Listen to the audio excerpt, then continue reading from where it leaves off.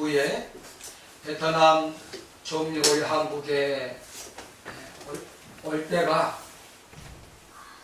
지금 아름답게 목련꽃이 피어있을 때였습니다. 그때 우리나라 대통령 재임하신 분이 박정희 대통령이었는데 그 총리가 각각 소재 하나 있습니다. 저 아름다운 목련꽃을 우리나라에 선물로 주시면 감사하겠습니다. 그래서 각하가 그 대통령이 밑에 해서 아름다운 큰 목련나무를 이렇게 해서 베트남으로 보냈다. 그래서 그 베트남에서 그 총리가 자기 공간에 가면서 잘 키웠어요. 환상을 가지면서 꿈을 가지고 야, 내년에 한국에 내가 보았던 아름다운 목련꽃이 피울 것이다. 때가 1년이 됐습니다.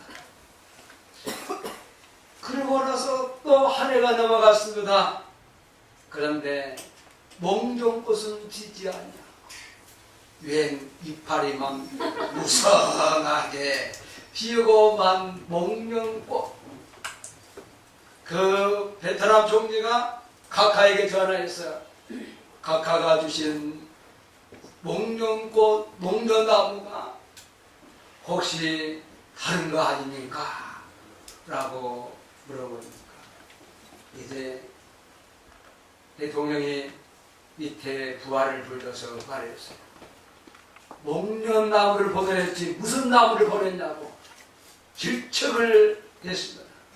각하가 말하기를 그 부하가 말하기를 각하 목련나무는 추운 겨울을 보내야지만이 따뜻한 봄에 꽃을 피우는 것입니다. 베트남은 겨울이 없기 때문에 항상 푸른 나무로만 있습니다. 이러한 웃지 못할 사실이 있었습니다. 오늘 저와 여러분들이 차디찬 추운 겨울을 맞이한 사람, 신앙과 간증이 있을 때 아름다운 목련 같은 우리의 신앙에 꽃이 필 줄로 믿습니다. 네. 그런데 그 겨울이 너무나 추워버리면 이듬해 목련꽃이 피는 것이 아니라 죽어버려요. 저와 여러분들이 인생과 신앙에 이제 성령이 말해서 매서운 죽음의 겨울이 온 것이 아니라 이제 하나의 과정에 겪는 추움을 통하여서 주위를 통하여서 아름다운 주변에 나온 인생의 목련꽃들이 피기를 축복합니다. 그래서 현재의 고난은 장차 나타날 영광의 족지 비교할 수 없느니라. 네. 오늘 본문 말씀 24절의 말씀 보시면 내 아들이 죽었다가 다시 살아났으며 하고 아버지가 아들에게 말을 합니다. 그러나 우리는 지난주에 아들의 삶을 잘 압니다. 아들은 언제 죽느냐라고 말해주고 있습니까?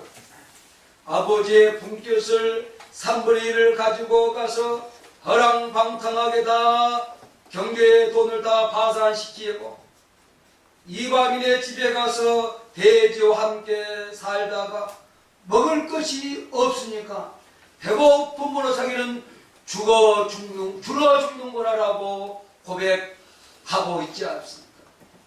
오늘 다릅니다. 아버지가 갖고 있는 생각과 아들이 갖고 있는 삶이 달라. 유대인들의 갖고 있는 죽는 건 살았다가 죽었다가 살아왔다는 그래 말은 유대인들은 1년 동안 자식이 집에 돌아오지 아니하면 그 아들은 죽었거나고 말을 한답니다. 무슨 말합니까? 유대인들은 자녀들이 부모와 더불어 많은 소통과 소통을 나눈다는 것입니다. 그러기에 1년이라는 세월은 그 부모와 자녀의 세월은 엄청난 시간이 죽음이라고 말할 정도의 시간이라는 사실을 우리는 알아야 할 줄로 압니다. 그래서 오늘 적어도 모름지기 오늘 강자의 비유에 나오는 이 아들은 아버지의 편에서 1년이나 되었고 떠난 지가 또한 그리고 이 강하는 자기의 경제적 돈이 없어질 때 자기가 먹을 것이 없을 때 결과적으로 나는 죽는구나 하고 있다는 사실입니다. 오늘 이것은 우리는 두 가지입니다. 아버지는 관계성 시작부터 중요하게 생각합니다.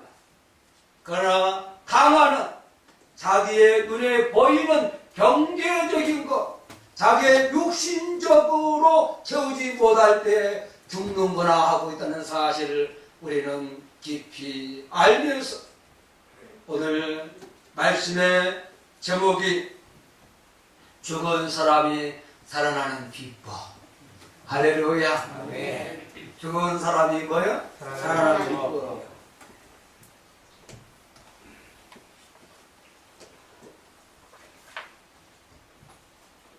죽은 아들이 살아나 아버지 품에 안기는 비법은 오늘 본문 속에 잘 나오고 있습니다. 관계의 단절로 죽었던 아들이 관계의 회복으로 살아나는 비법이 되는 것이 무엇이겠습니까? 저는 한마디로 회개입니다. 회개인데 어떤 회개냐? 진정한 회개. 오늘 이 말씀을 깊이 보니까 6가지의 사이클로 오늘 회개란 줄거리로 저는 여러분들에게 말씀을 할 때에 정말 여러분들이 현재 상황에서도 과거의 상황에 현재 나를 보면서 내가 죽었다가 있는 사는 사람이 되기를 축복합니다. 아멘. 내가 정말 여러분 아파서 죽구나, 내가 없어서 죽구나, 내가 무엇을 하고 싶은데 못해서 죽구나. 사람들이 많이 죽어요. 그러나 죽게 있기를 축복합니다. 아멘. 할렐루야. 여러분 모두 자기들 꼭 죽구나 죽어. 예, 오늘 다 죽는다는 말을 하는 사람들은 오늘 관계에서 회복되기를 축복합니다. 아멘. 그리고 성령님 품 안에 거하기를 축복합니다. 아멘. 그래서 오늘 강아가 살아나는 비법은 진정한 회개다. 그래서 오늘 예수님 오늘 15장의 3가지 이야기 가운데 오늘 강아의 비유에서 진정한 회개를 말씀해 주고 있습니다. 이런 양의 비유와 드라마 그 비유는 가서 찾아갔어요. 사람. 그러나 오늘 탕하에서는 아버지를 떠나 스스로 떠나고 가서 돈을 잊어버리고 죽어 죽는 그 자신 자체가 스스로 회개한다는 사실을 발견해야 할 줄로 믿습니다. 오늘 말씀에 보면 16절로 19절에 보면 드디어 작은 아들이 회개하는 내용을 담고 있습니다. 그런데 오늘 17절로 19절은 행동이 아니라 이 하나 같은 아들이 자기가 생각하고 있는 자기의 마음속에 자기의 생각 속에 앞으로 이렇게 내가 해야 되겠다는 결단적인 마음을 갖고 있습니다. 오늘 우리는 이 작은 아들의 회개하는 모습 속에서 진정한 회개 모범을 봐야 될 줄로 믿습니다. 우리도 성령님께 회개할 때가 많습니다. 이때 회개가 진정으로 회개를 해야 할 줄로 믿습니다. 그래서 오늘 작은 아들의 회개의 내용을 깊숙이 살펴보면서 정말 오늘 우리 몸된 거룩한 교회 내적으로 우리 내적으로 진정한 내가 아파서 죽고 굶어서 죽고 얼어서 죽고 힘들어서 죽었다는 말이 나올 때마다 회개하는 역사가 있기를 축복합니다. 17절 말씀 보면 이에 스스로 돌이켜 이르되 라고 했습니다. 오늘 당하는 자신의 참된 처지를 깨달았다는 것입니다. 자신이 죽어가는 존재임을 깊이 인식했습니다. 아니 뼈저리게 인식하고 있습니다. 아니 영혼 속에 뼈저리게 느끼고 있다는 사실입니다. 그렇습니다. 회개는 자신이 성령님의 세계와 멀리 떨어진 죄악의 세계 속에 가고 있다는 사실을 깨닫는 데부터 시작이 됩니다. 그래서 자신이 성령님의 은혜와 진리와 사랑 속에 가지 못함으로 자신의 영혼이 죽어가고 있음을 깨달을 줄로 믿습니다. 오늘 이 당하는 자기의 육체적으로 아버지께 나오므로 말미암아 육체가 죽는구나를 인식하게 됐다는 사실입니다. 그러므로 우리는 육신적, 물질적, 영적 위기 속에 있는 자신의 저지를 정확하게 간파하는 사람이 진정한 회개의 길을 갈 수가 있습니다. 이런 위기의식을 느끼지 못하면 회개도 형식적으로 하게 될 뿐만 아니라 간절한 회개도 될 수가 없다는 사실입니다. 오늘 여러분들이 성령님과의 관계 속에서 오늘 많은 사람들은 이걸 갖다가 모사님들은 둘째 아들은 떠나는 믿지 않는 사람이요. 오늘 첫째 아들은 믿는 사람을 말을 하는데 저는 여러분들에게 오늘 성도로서 성령인으로서 회개를 말씀드린 사실을 깊이 알기를 원합니다.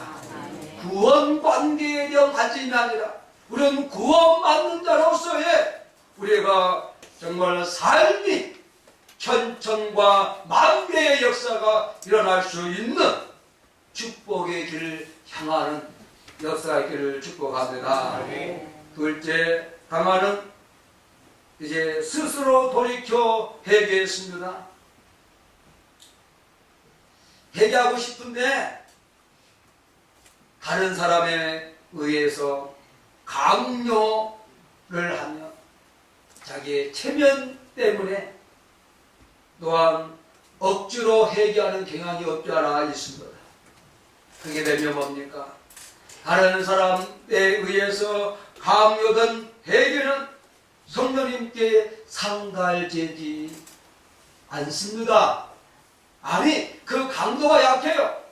그러면 다음에 내가 왜 그러지라고 합니다. 그러기에 성령님은 스스로 자신을 죄인으로 고백하고 자발적으로 회개하는 심령을 기뻐하십니다. 내 이름으로 일컫는 내 백성이 그 악한 길에서 떠나 스스로 겸비하고 기도하여 내 얼굴을 구하면 내가 하늘에서 듣고 그 죄를 고칠기라 라고 역대하 7장 14절에 말씀하고 있습니다. 오늘 여러분들의 상황이 여러분들의 현재 조건이 성령과의 관계를 단절시키고 멀어지게 하느냐? 그렇지 않으면 그걸로 인하여서 더 성령과 더불어 함께할 수 있느냐를 깊이 생각하며 여러분들이 스스로 성령님과 멀어진다는 것이 있다면 돌이켜 회개하는 역사 있기를 축복합니다. 아멘. 셋째는 당하는 의지를 동반한 회개를 했습니다. 오늘 말씀에 본문 말씀에 내가 일어나 아버지께 가서라. 18절에 내가 일어나 아버지께 가서라고 자기가 자문대답하고 있습니다. 이 말은 뭡니까? 내가 당장 가서, 아니 내가 당장 가리라. 내가 더 이상 한 1초라도 오늘 대지와 함께 이방인의 집에 아버지와 단절된 삶을 내가 살지 않으리라는 결단 속에 오늘 아버지께 돌아가려는 확고한 결단을 하고 있다는 사실입니다. 또 실제로 아버지께 돌아갔습니다. 2절 말씀 보시니까 일어나서 아버지께로 돌아가니라. 할렐루야.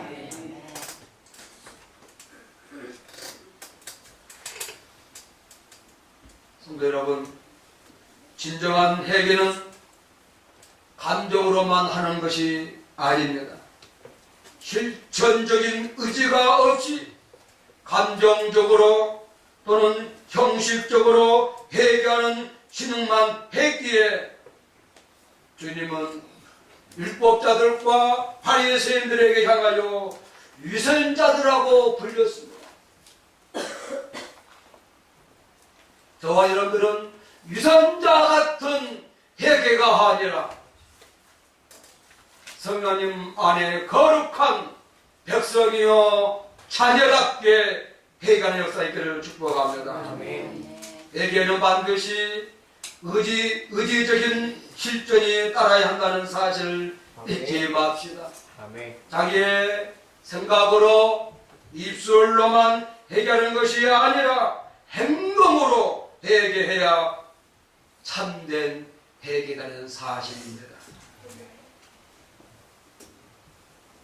그래서 오늘 당하는 생각에 있는 것들을 그대로 일어나서 아버지께로 돌아간 줄로 믿습니다. 아멘. 네 번째는 당하는 자신의 죄를 낱낱이 자복했다는 사실입니다. 18절과 21절에 나옵니다. 18절은 자기가 생각했던 것이고 21절은 아들이 이르되 아버지 내가 하늘과 아버지께 죄를 지어 싸우니 지금부터는 아버지의 아들이라 일컬음을 감당치 못하게 나이다. 오늘 여기 하늘, 그 당시 갖고 있는 히브리적 사고는 하나님이란 사이입니다.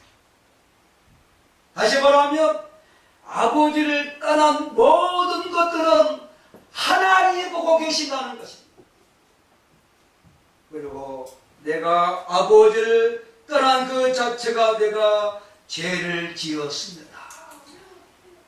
이 말은 중요합니다. 우리가 성령님 앞에서 죄를 짓고 있지 않기를 원합니다. 또한 사람들 앞에서 떠나 성도나 주의종 앞에서 떠난 모든 것들을 하나님께서 성령님이 인식하고 사실을 알 수 있기를 원합니다. 이것이 무슨 말이요? 아버지 앞에서는 그냥 죄 안 짓는 척 해요. 그럼 오늘 둘째 아들이 가면을 안 짓잖아요. 아버지를 떠나니까 그 자체가 죄고 또한 아버지를 몰라도 누가 보신다고요? 하늘이 봅니다 라고 겁니다. 오늘 여러분들의 마음속에 사람 앞에서는 잘한 것 같지만은 사람들을 떠나가서 하나님 앞에서 성령 앞에서 죄 짓지 않기를 원합니다.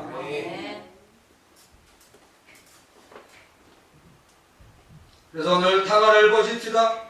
이렇게 자신 행한 죄를 낱낱이 숨김없이 아버지께 또한 성령님께 자복하는 회개가 참된 회개 아닐까요? 그 잠언 28장 13절에 자기의 죄를 숨기는 자는 형통치 못하나 죄를 잡아가고 버리는 자는 불쌍히 여김을 받으리라 라고 했습니다. 오늘 여러분 사람 앞에서 그런 죄가 아닌 것 같지만은 잘하고 하지만은 떠나서 일구이연하지 않는 오류를 범치 않기를 원합니다. 오류를 범하더라면 오늘 당자처럼 자기가 죽었지만은 살아난 비법 속에 낱낱이 아버지께 와서 고백한 것처럼 고백할 수 있는 훌륭한 신령이 되기를 원합니다. 여러분 훌륭합니다. 그것이. 그래서 말씀은 살아서 역사하고 있습니다. 여러분 자기의 죄를 자복한다는 것은 단절이 회복되고 또한 자기의 상황이 회복된다는 것은 자기의 죄를 인정하고 미워한다는 큰 의미가 있습니다. 자기 죄를 인정하고 미워해야 성령님께서 그 회개를 인정한다는 사실을 기억하기를 원합니다. 다섯 번째는 오늘 탕화는 회개한 뒤에 겸손한 마음 자세를 지녔다는 사실입니다. 대부분 사람들은 우리가 제가 그 영화를 못 봤는데 노 대통령 그 고향 쪽인가요? 그 영화 있잖아요. 그다음 그 나도 많은 사람들이 회개를 하면 뭔가 자신이 만만해져요. 좋아요. 그러나 우리 신앙인의 갖고 있는 화두는 뭡니까? 첫째도 겸손, 둘째도 겸손, 셋째도 겸손줄로 믿습니다. 오늘 이제 일어나서 아버지께 돌아와서 하는 말이 무엇입니까? 오늘 탕화했던 자신을 고백하면서 아버지, 나는 아버지의 아들이 될 자격이 없습니다. 스스로 고백합니다. 나를 품꾼으로 써주시면 감지덕지하겠습니다. 사랑하는 성도 여러분, 우리가 품꾼은 직으로 말하면 알바생이에요. 일용직 근로자를 가리킨다고 해도 과언이 아닙니다.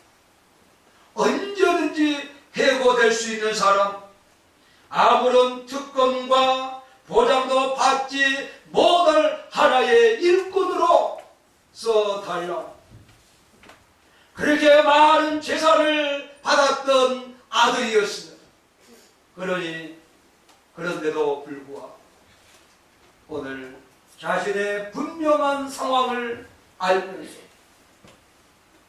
오늘 아버지, 나는 아버지의 아들이 될 수가 없습니다.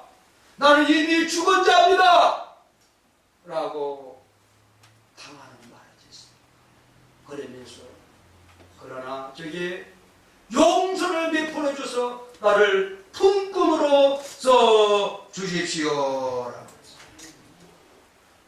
오늘 돌아온 탕화는 아버지 앞에서 자신을 품꾼처럼 이겨달라고 간청하거든 사실입니다. 오늘 그게 중요합니다. 아주 겸손한 마음으로 아버지의 은혜만을 보며 있지 않습니까? 성도 여러분, 회개의 본질은 성령님 앞에 자신을 낮추고 성령님의 권위를 높이는 행인 줄로 믿습니다. 더 교적으로 보면 교회의 권위를 인정해야 할 줄로 믿습니다. 자신의 지은 죄를 사함받고 심판을 모면하라는 단순한 생각 때문에 회개하는 것이 아니라 성령님을 높이고 자신을 낮추는 것이 회개의 본질이라는 사실을 깊이 알길 원합니다.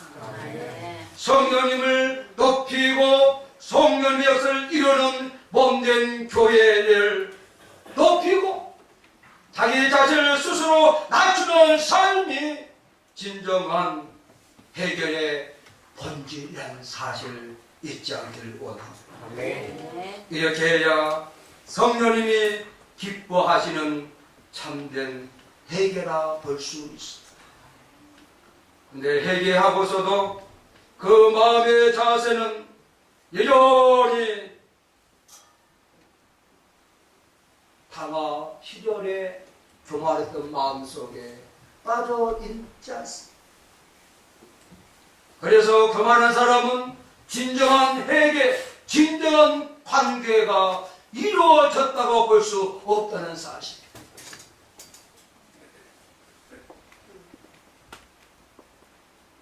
이제 설교의 마지막으로 탕하는 아버지의 집에서 일하기로 결심을 했습니다.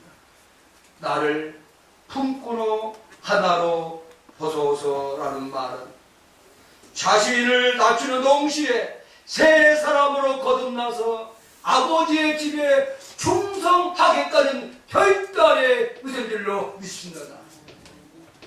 내게는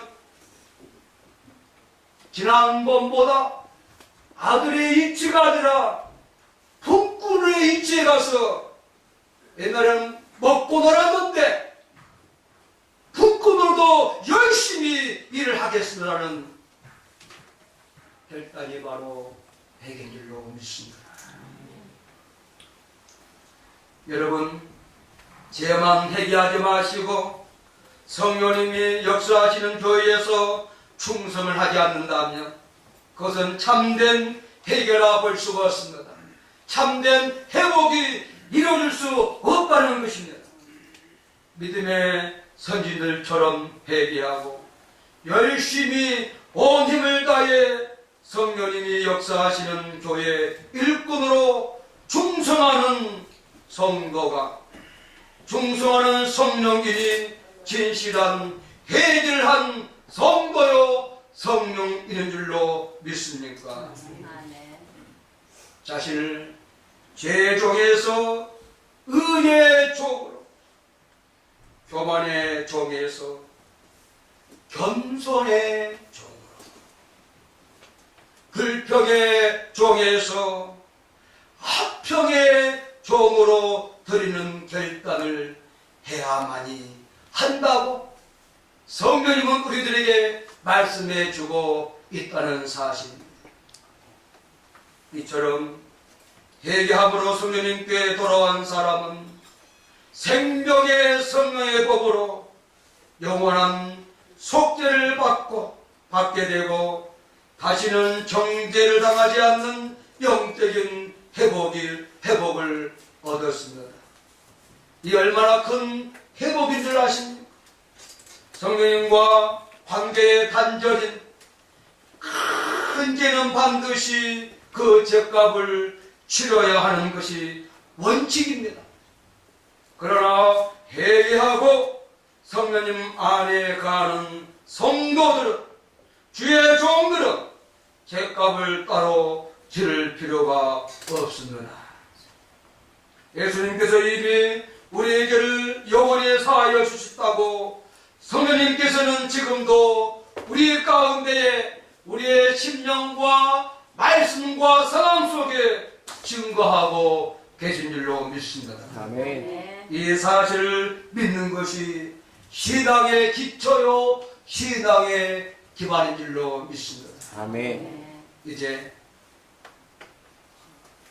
설교를 마무리하고자 합니다.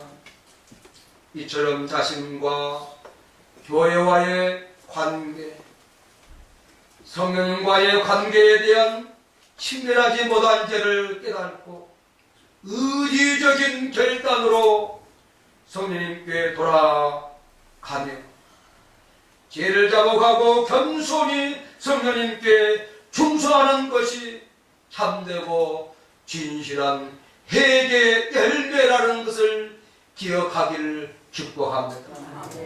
그래서 오늘 우리는 이 말씀을 볼 때마다 여러분의 상황 속에서 자기의 입에서 또한 자기의 상황 속에서 배고파 죽는구나, 아파서 죽는구나, 힘들어서 죽는구나, 돈이 없어 죽는구나 할 때에 성령과의 관계에